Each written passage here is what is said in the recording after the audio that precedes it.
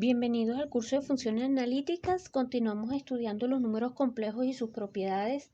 Esto es realmente un breve repaso porque estos videos están pensados en que ya ustedes tienen alguna familiaridad previa con números complejos. Y aquí estamos presentando son sus propiedades algebraicas más importantes. Y en este caso vamos a hablar de la representación polar de los números complejos. Que va a ser también muy útil en todo lo sucesivo, en el estudio de funciones analíticas como tales. Entonces, brevemente, imagínense que yo tengo un número complejo de la forma z, a más y b, ¿ok? Y entonces, repito, en el plano cartesiano, vía el isomorfismo que establecimos en videos anteriores, yo estoy pensando en mi vector a más y b, ¿ok? Supónganse que esto es a por acá este sería b, porque estoy identificando esto con el par ordenado a, b, ¿ok? Bueno, y entonces aquí vamos a pensar en esta distancia que hay del origen a acá como el radio, eso lo vamos a representar por el valor r, y este ángulo que se forma con este eje, ¿verdad? Con el eje horizontal, donde se supone que están con el conjunto de los números reales que no tienen parte imaginaria o cuya parte imaginaria es 0, bueno, este ángulo que va desde aquí hasta aquí lo vamos a representar por el valor θ. Lo vamos a definir por θ. Entonces, si z tiene esta representación o tiene estas coordenadas o estos valores, yo puedo identificar el valor a como r coseno de θ y el b no va a ser otra cosa que r seno de θ, porque simplemente estoy ahora mirando el triangulito que se me forma acá y aplico trigonometría. ¿Ok? Esto es r, entonces aquí está θ, esto de aquí va a ser el coseno, cateto adyacente, ¿verdad? Y acá r va a ser cateto opuesto, el seno de θ va a ser cateto opuesto, que va a venir dado por el valor b, que lo podemos proyectar hacia acá, ¿no? B va a ser esto acá y A va a ser esto que está acá. Ok, entonces tenemos esta identificación y obviamente R no va a ser otra cosa que al cuadrado más B al cuadrado, que no es otra cosa que el módulo del número complejo. Ok, esa va a ser nuestra representación polar, o esas son las definiciones básicas. Y en lo sucesivo entonces θ, el ángulo θ, no sé si por acá apretadito lo podamos escribir, θ no va a ser otra cosa que el arco tangente ¿de quién? Del número z, o sea, del valor z, que en este caso sería b entre a. ¿Ok? θ es un valor, siempre vamos a pedir, aquí bueno, entra todo el tema de que esta representación es única, que este θ puede dar muchas vueltas, etcétera, pero vamos a pedir que θ esté entre menos pi medio y pi medio, ¿ok? Acá, θ, vamos a pedir que varíe entre menos pi medio y pi medio, ¿ok? Entonces, esto nos da pie para introducir lo que se llama la función argumento. Así como hablamos de la función módulo y así como hablamos del conjugado de un número complejo, vamos a hablar de la función argumento, que la vamos a denotar por arg, argumento de z, no va a ser otra cosa que el valor del ángulo. Va a venir dado por el θ. Como lo que les estoy diciendo, como θ más 2πk con k perteneciente a los números enteros, brindan o proporcionan la misma dirección al valor del argumento, entonces nosotros vamos a pedir o vamos a establecer lo que se llama el argumento principal. El argumento principal de un número complejo lo vamos a denotar por la letra mayúscula, argumento de z, y no va a ser otra cosa que, vamos a decirlo así, que aquel valor que está entre menos pi medio, lo que les estoy diciendo, entre la primera rama del arco tangente, entre menos pi medio o entre menos pi, ¿ok? Dicho de otra manera, nuestro argumento de z no va a ser otra cosa que el argumento principal, que sería la primera rama, más 2πk con K perteneciente a los enteros. ¿Ok? Eso es lo que vamos a establecer en nuestra notación. De esta forma, si yo tengo ahora un número complejo, permítanme cambiar las letras para irnos acostumbrando. Yo tengo un número complejo cuya parte real es esta y cuya parte imaginaria es esta. Nosotros podemos decir que entonces X, que es la parte real, no es otra cosa que módulo de Z por el coseno del argumento de Z. Podemos reescribir esto así. Y Y no va a ser otra cosa que módulo de Z por el seno del ángulo, pero el ángulo es lo que estamos llamando argumento de Z. ¿Ok? Y obviamente entonces todo números complejos Z se reescribe como módulo de Z, que es escrito como coseno del argumento de Z más I veces seno, vamos a ponerlo por acá apretadito, del argumento de Z. Esto es simplemente juego de notación, ¿ok? Si uno tiene claras las definiciones, no debería haber problema con esto. Pero esa es la representación polar de un número complejo y entonces otra vez vamos a conseguir una variedad de propiedades que se deducen directamente de la definición. Una es que el argumento de dos números complejos de Z1 por Z2 no va a ser otra cosa que argumento de Z1 más argumento de Z2. Esta es una primera propiedad. Y la segunda propiedad, vamos a ver si apretadita aquí me sale, que el argumento de Z1 entre Z2, siempre que Z2 no se anule, obviamente, no va a ser otra cosa que argumento de Z1 menos argumento de Z2. ¿Ok? Estas son dos propiedades que tiene la función argumento. Vamos a demostrar una de ellas.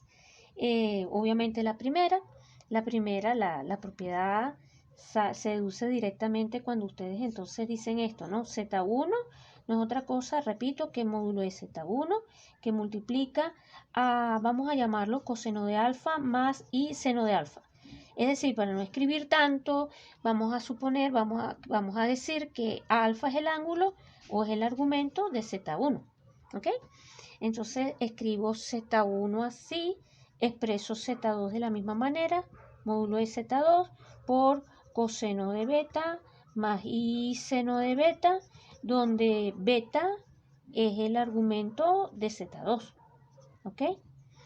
Entonces tengo eso, calculo el producto, me voy, hago mi producto.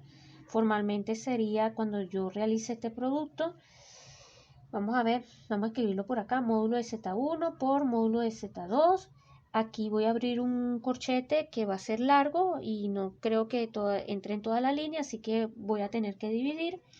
Paciencia entonces aquí me quedaría coseno de alfa por coseno de beta menos, voy a escribirlo aquí abajo y perdonen el desorden, pero no me queda de otra. O bueno, voy a escribirlo acá, una primera parte, seno de alfa por seno de beta, ¿ok? Esto es un alfa, seno de alfa por seno de beta, más I veces, todavía no abro ahora un paréntesis, coseno de alfa, seno de beta, más, voy a escribirlo así, seno de alfa por coseno de beta. Cierro este paréntesis, cierro este corchete. Ahí lo que estoy es explicando la multiplicación de dos números complejos, tal como lo hemos visto en otros videos anteriores.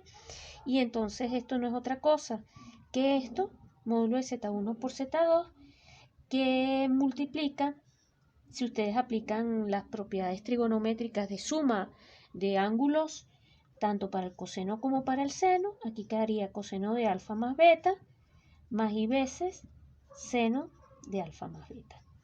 ¿Ok? Y está listo la primera parte. O sea, esto va a implicar, por lo tanto, esto implica, entonces, que argumento de Z1 por Z2 no es otra cosa, viendo esa expresión que acabo de borrar, que alfa más beta.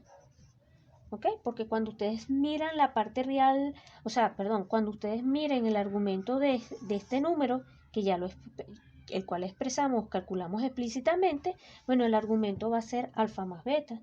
Pero el alfa más beta no es otra cosa que argumento de Z1, porque alfa es el argumento de Z1 más beta, pero beta no es otra cosa que el argumento de Z2.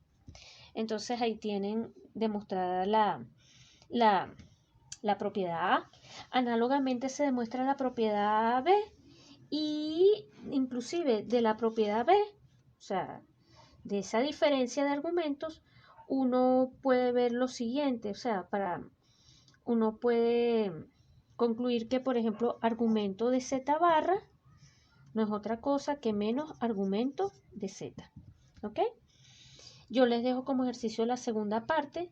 Para la segunda parte pueden usar esto, ¿no? Para la propiedad B utilicen que Z1 entre Z2 no es otra cosa que Z1 por Z2 barra entre módulo de Z2 barra. ¿Ok? Porque aquí están utilizando la propiedad de que 1 entre Z2 es Z2 barra entre módulo de Z2 al cuadrado. Y entonces utilizando esto con la parte A pueden deducir la propiedad B. Es lo que les estoy diciendo. ¿Por qué?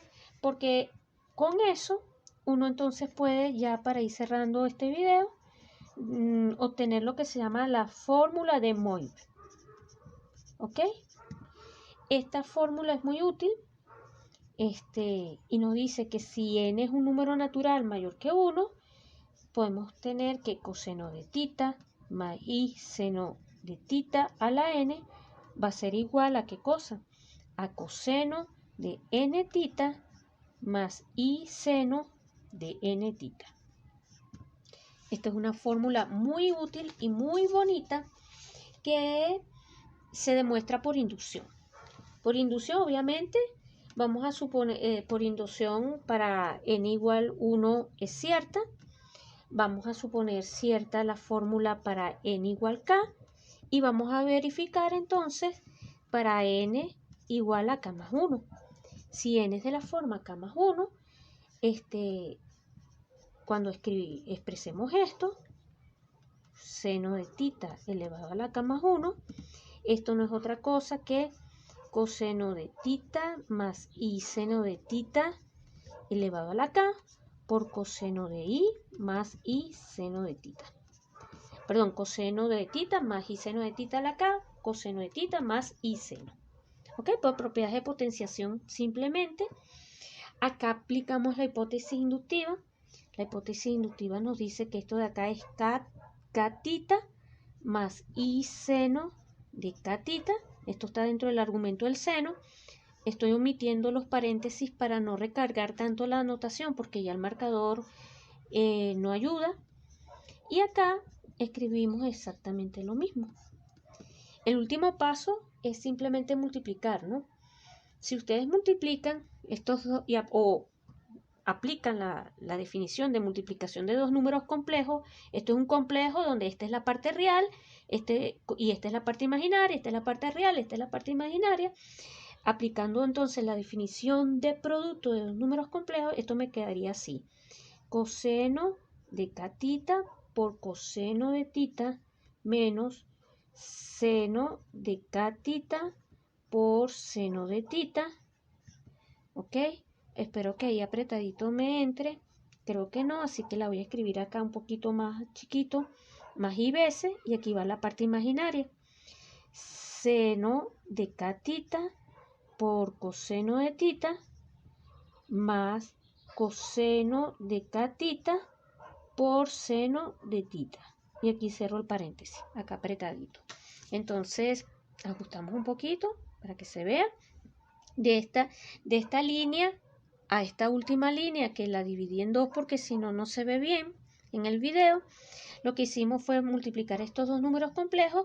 Esta es la parte real del producto, esta es la parte imaginaria del producto. Aquí está el i.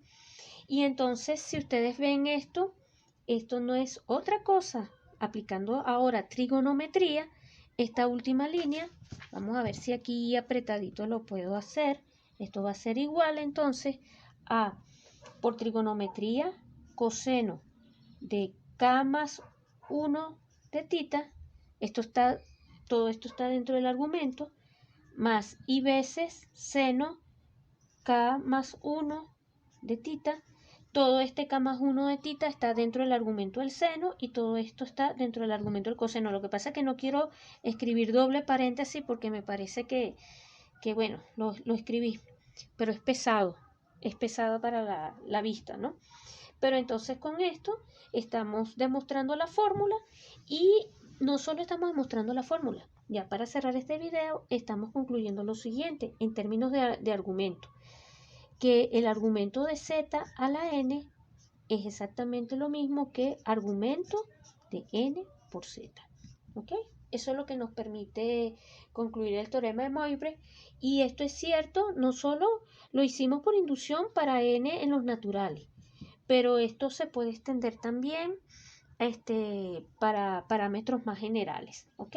Inclusive se puede extender para alfa perteneciente a los reales, cosa que, bueno, no voy a hacer y todavía espero no necesitar en este momento.